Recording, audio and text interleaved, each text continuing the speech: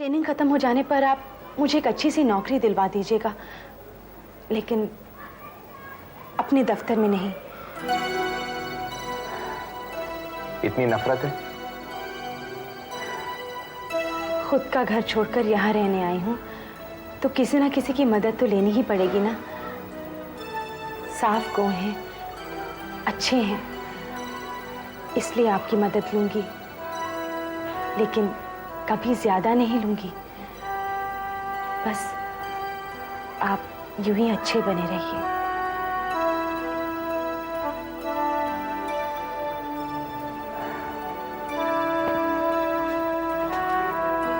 अब ठहरिए।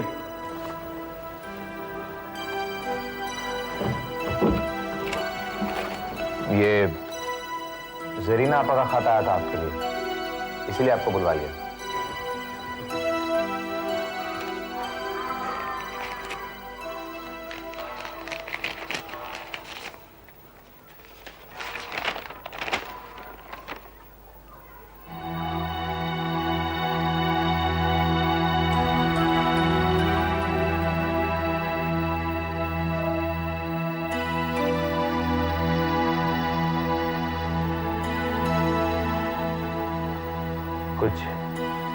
कुछ खास लिखा है? जी, हैदराबाद जाने के लिए कहा है। कुछ खास बात है जो मेरे घर से ताल्लुक रखती है। हमारे ऑफिस के पास एक बहुत अच्छा रेस्टोरेंट है, काफी अच्छा खाना बनाते हैं। जी नहीं, शुक्रिया, मुझे जल्दी पहुंचना होगा। यहाँ पास में लोकल ट्रेन जहाँ से मिलेगी आप मुझे वहाँ छोड़ सकते हैं। अब आप मुंबई के इस हिस्से में आई हैं तो खाना खा के जाइए ना, मैं अपनी गाड़ी में छोड़ दूंगा आपको। लोकल ट्रेन में क्यों भटक रही हैं आप? जब तक खुद आऊंगी जाऊंगी नहीं, मुझे रास्तों का पता नहीं चलेगा। मुझे अपने रास्ते खुद ढूंढने हैं, ढूंढने दीजिए। खुदा हाफिज।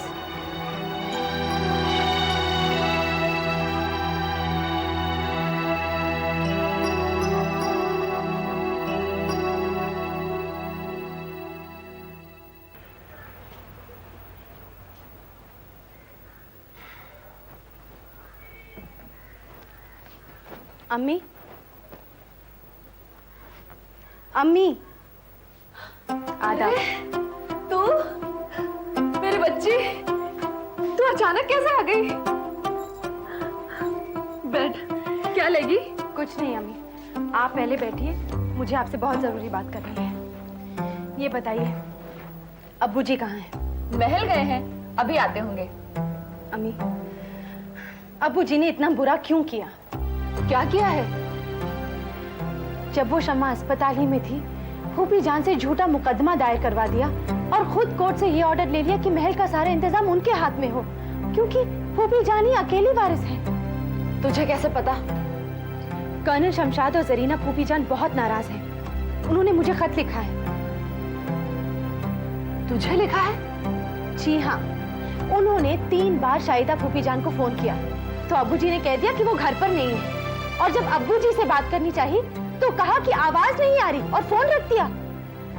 मुझे तो कुछ मालूम नहीं है। उन्होंने लिखा है? जी हाँ, उन्होंने लिखा है। ये देखिए, ये देखिए खत।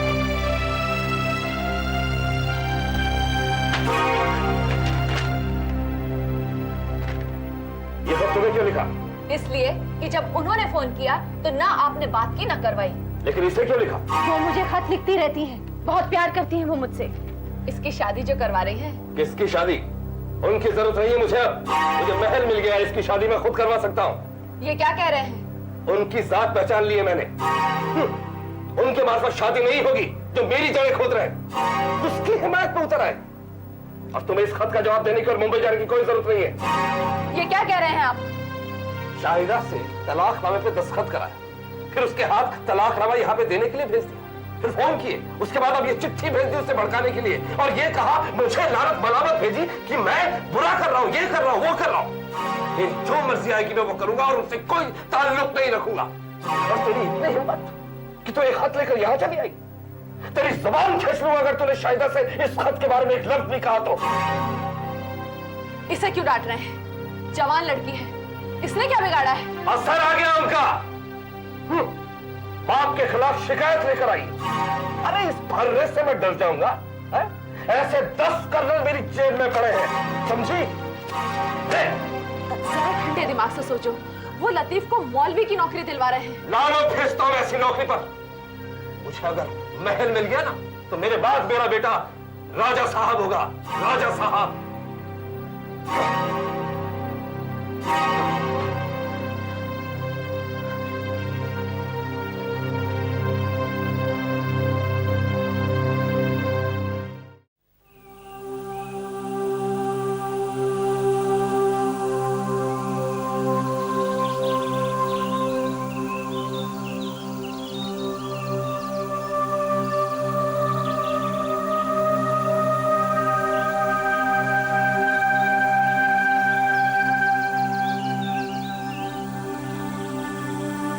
बताइए जरीना फूफी जान को क्या लिखना है?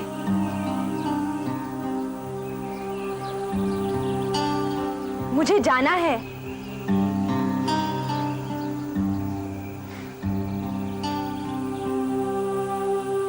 अब्बू ने उनसे बात करने के लिए मना किया है, लेकिन मैं करूंगी क्योंकि मुंबई पहुंचते ही इराक से फोन आएगा और मुझे उन्हें सब कुछ बताना होगा।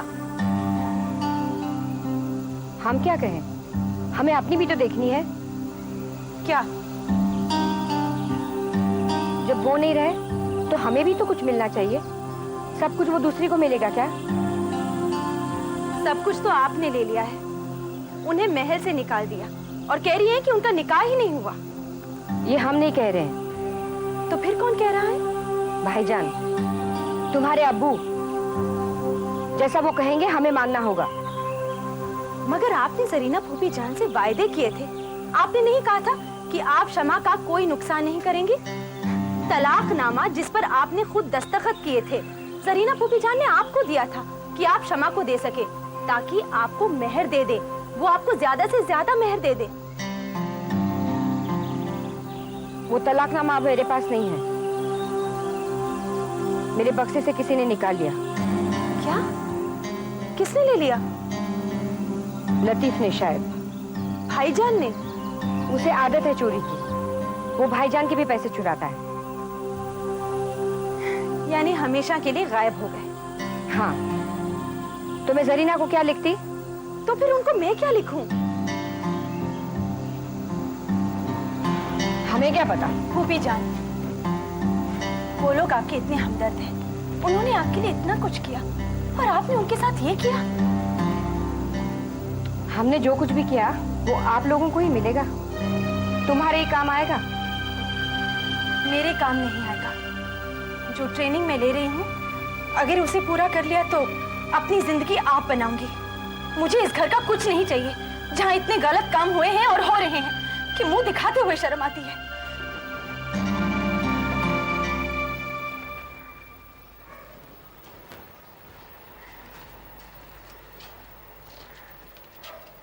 क्या देख रही है? कितने खुशखत लिखती है आप बेगम साहिबा। एक एक हर्फ मोती जैसा, आपके दांतों की लड़ी जैसा। दांतों की लड़ी जैसा? जी, आप जब मुस्कुराती है ना तो ऐसा लगता है कि फूल खिल उठे हो, मानो के हैदराबाद की मोतियों को पुरोकर आपके मुंह में झड़ दिया हो। झूठ बोला था ना क्या? कि बेपढ़ी लिखी हो। बेपढ़ी लिखी नहीं हो ना? आपने कैसे जाना? तेरी बातों से। सच बताओ बेगम साहिबा, मुझे पढ़ना लिखना आता है, मगर मैं किसी से बताती नहीं हूँ। एक बार झाड़ पड़ गई थी ना। किने झाड़ा? बड़ी बेगम साहिबा ने। एक बार मैं रिसाला पढ़ रही थी तो मेरे जूते पकड़ लिए और कहा कि आइंदा कभी तेरे हाथों में मैंने किताब देखी या अगर तूने कभी रईस साहितियों की तरह या शरीफ जादियों की तरह राजा साहब से बातें की तो तुझे धक्के मार के निकाल दूंगी इस महल से। वो कम पढ़ी लिखी है ना बेगम साहिबा, इस वजह से वो नहीं चाहती कि कोई और ज्यादा पढ़ लिखे। पर मैं चाहती हूँ तू आगे पढ़ना, मैं पढ़ाऊंगी। सच?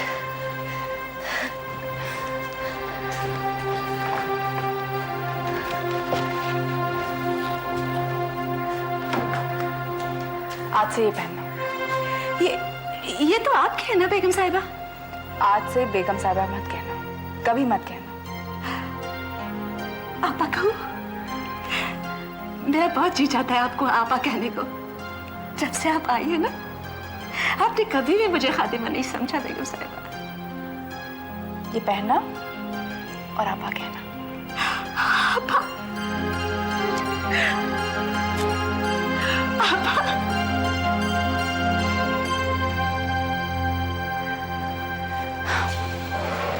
ये क्या शमा, एक नौकरानी से अपने आप को आपा कहलाएगी?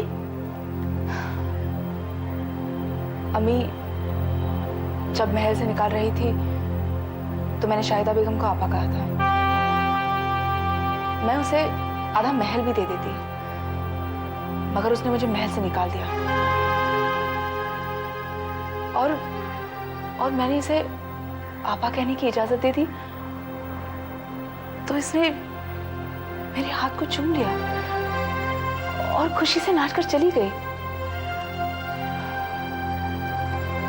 उसे नौकरानी नहीं कहते जो वफादार होती है और रिश्ते की कद्र करती है।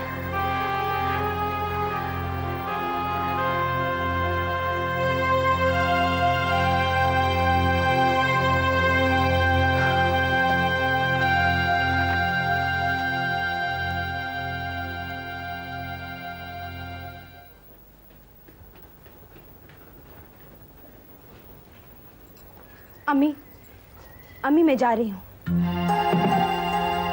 क्या? तू जा रही है? हाँ अम्मी, नहीं तो अबू फिर आ जाएंगे। उनसे मिले बिना ही चली जाएगी? उनसे मिलूंगी तो वो मुझे नहीं जाने देंगे और मुझे जाना है। नहीं, ऐसे मत जा, नहीं तो बहुत गड़बड़ हो जाएगी। इसीलिए तो जा रही हूँ अम्मी कि वो मुझे यहाँ रखेंगे, जिससे जी चाहे का शादी करा देंगे, और ये मुझे मंजूर नहीं है। लेकिन वहां भी तो तेरी शादी नहीं हो रही। अम्मी, मैं वहाँ शादी करने नहीं, कुछ सीखने जा रही हूँ। जो कोर्स मैं कर रही हूँ वहाँ मेरा जी लग गया है। वहाँ मैं कुछ बन सकती हूँ अम्मी, यहाँ मैं कुछ नहीं बन सकती। फिर तेरी शादी कैसे होगी? अम्मी, आपने शादी की, आप क्या बनी? आप इतनी अच्छी हैं, सही हैं, आप सबको आगे ले जाना चाहती हैं, लेकिन अप्पू ने आपको क्या बना दिया? आप सोचती सही हैं, लेकिन करती गलत हैं, और जब इनकार करती तो आप पर हाथ उठता है।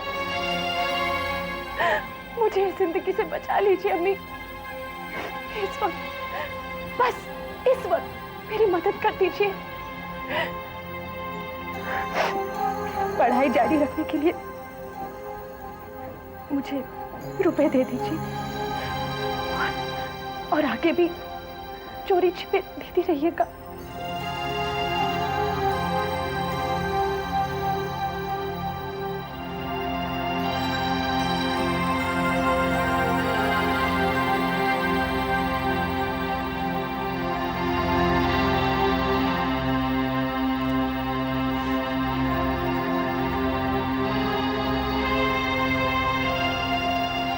ले, काम सीख और जो चाहे कर।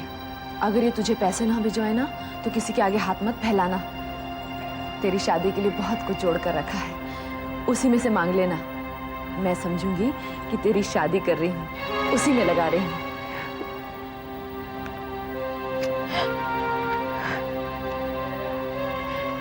इस जिद के लिए मुझे माफ कर दीजिएगा, मेरा साथ मत छोड़िएगा। बबली, तू अपनी जूनी नहीं सुधार रही, अपनी माँ की भी सुधार रही है। चलिए।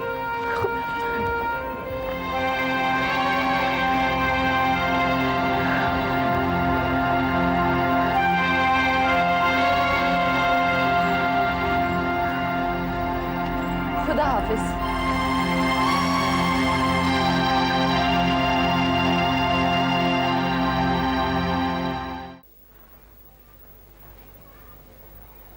आदाबर जनाब। आइए शिरा साहब आइए। आपने मुझे बुलाया वकील साहब? हाँ, अगले हफ्ते शमा बेगम की अपील सुनी जाएगी। मुझे हाँ, इन लोगों की गवाही चाहिए। ये आप ही पढ़ देते वकील साहब, मुझे अंग्रेजी नहीं आती। सुनिए और याद रखिए।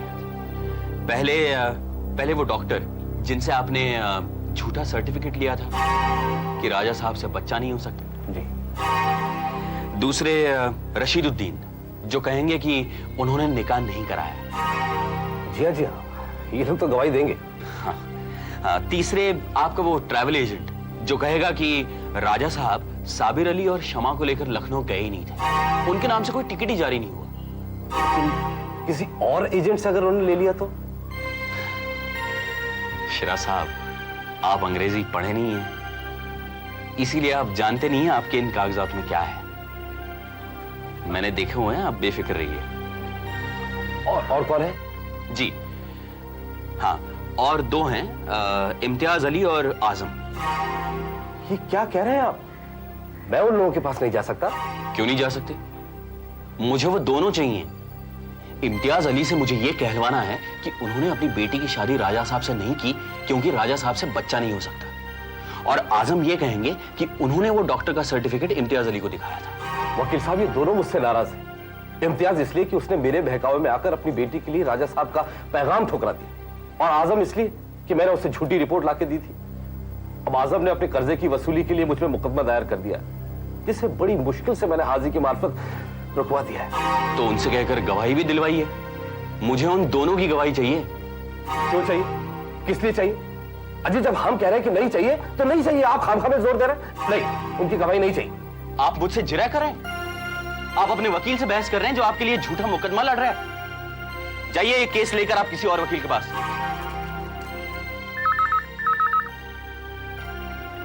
यस सर, यस सर, आए हुए हैं। कह रहे हैं कि कुछ गवाहों की क्या जरूरत है। सर, डिफेंस में आपकी स्ट्रेटेजी को फजूल समझ रहे हैं, बहस कर रहे हैं, हमारी अकल पर शुबा कर रहे हैं। मैंने कहा सर, लेकिन लड़े हुए हैं। जी जी, मैं भेजता हूं। जाइए।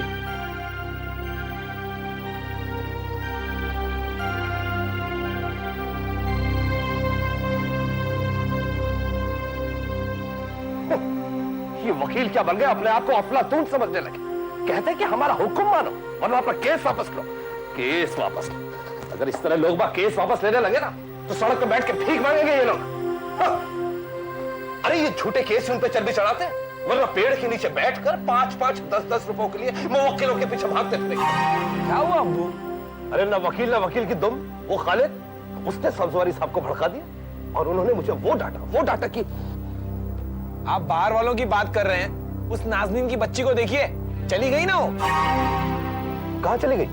ना मेरा इंतजार किया ना आपका। आपने उसे मुंबई जाने से मना किया था, लेकिन वो चली गई।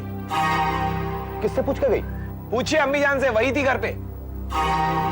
फहमीदा!